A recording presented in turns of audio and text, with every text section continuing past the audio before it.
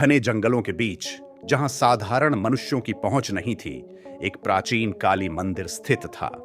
इस मंदिर को रहस्य और अपार शक्ति का स्थान माना जाता था। इसी मंदिर में गुरु विश्वरथ, एक प्रसिद्ध तांत्रिक, अपनी साधनाएं करते थे।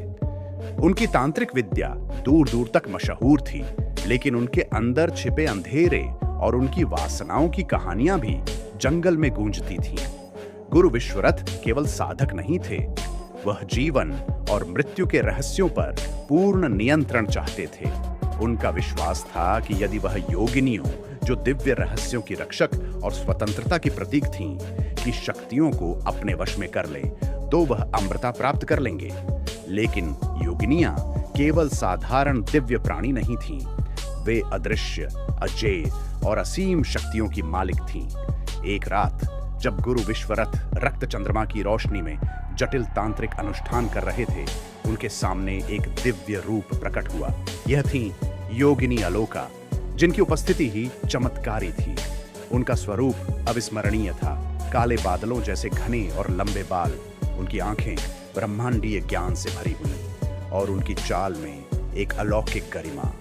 तुम जो चाह रहे हो वह किसी साधारण मनुष्य के लिए नहीं है, अलोका ने शांत लेकिन दृढ़ आवाज में कहा। तुम्हारा यह मार्ग तुम्हें विनाश की ओर ले जाएगा। लेकिन गुरु विश्वरथ उनकी चेतावनी को नजरअंदाज कर गए। उनके भीतर की वासना और लालच ने उन्हें अंधा कर दिया। उन्होंने ठान लिया कि वह योगिनी अलोका को अपने वश में करके उनकी शक्तियों का उपयोग करेंगे। गुरु ने योगिनी बंधन विद्या नामक एक गुप्त अनुष्ठान करने की तैयारी शुरू की। यह अनुष्ठान यदि सफल होता तो योगिनी को उनकी दासी बना देता। कई दिनों तक उन्होंने उपवास किया और गहरे मंत्रों का जाप किया, जिससे अंधकारमय शक्तियां जागृत हो सकें। अंत में रक्त चंद्रमा की रात को अनुष्ठान शुरू हुआ। गुरु ने एक पवित्र चक्र बनाया, जिसमें योगिनी को बांधने के लिए गुप्त तांत्रिक प्रतीक अंकित थे।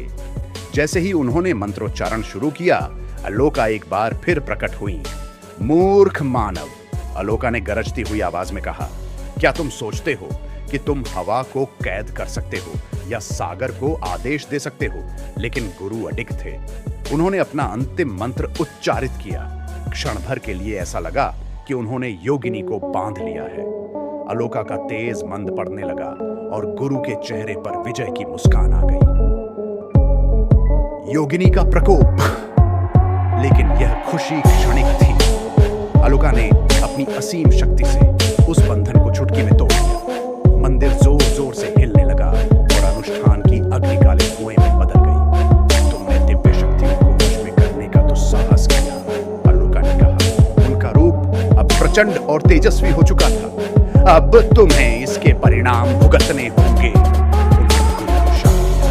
उनकी सारी तांत्रिक शक्तियां उनसे छीन ली गई और उन्हें इसी मंदिर में एक छाया के रूप में कैद कर दिया गया। अब वह मंदिर के खंडहरों में भटकने को मजबूर थे।